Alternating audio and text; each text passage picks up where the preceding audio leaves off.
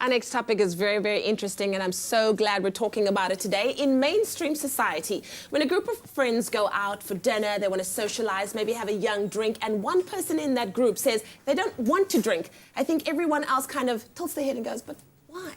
Now, the former of World Without Wine, Janet Garand, has started an online social network that assists people who are making the choice to either moderate their drinking or become sober. And she's joining us on Expresso this morning to describe how it all works. Janet, so good to have you on the show. Hi there, thank you for having me. Now, when I heard about World Without Wine, I thought to myself, this is so interesting. How exactly did you come about this idea of creating a network that would provide advice for people who are either wanting to moderate or even become sober?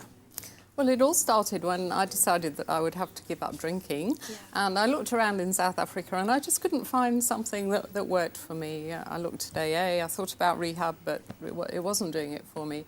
So I ended up going overseas. I went back to the UK and I found a one-day workshop which was just right for me. I met other people who had the same issue.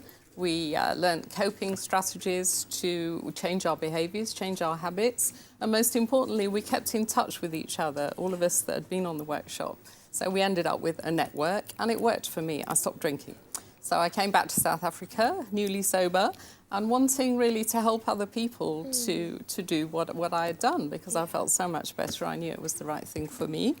So I came back to South Africa. We started World Without Wine. And we offer workshops very much in line with what I did, what worked for me in London. We also do one-to-one coaching, and we have an online support system for people to take 1 month off drinking, to have a break. Take a break, we call it. Taking a break. Now, I'm sure there's a lot of people watching that saying, however will I do this? But they want to maybe moderate, and they don't necessarily have to become sober. How does the whole process of, becoming a part of the World Without Wine family begin? Yeah, well, our workshops do cover how to moderate as well as how to stop completely. And we offer online support for people to take a break. And if I was going to give 3 tips for moderators, people that want to cut down, I would say, first of all, take a break. You can plug into our workshop and we'll support you every day through a month, through an alcohol-free month. So it's important to take a break because you reset your drinking pattern, and also it gives you a feeling for how dependent you may have become on alcohol. Which is, sometimes we don't know. The second tip I would give people who want to cut down is be aware of what the safe limits are. The safe limit of wine, for example, is just 1.5 bottles of wine a week, not a night, a week. And that is very little.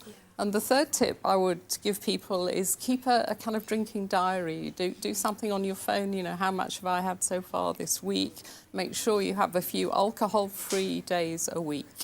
And by the end of the week, you can see if you're succeeding with your moderation. And a kind of last thing for moderators, if you keep trying to moderate and failing to moderate, which was my problem, then it's probably easier to stop.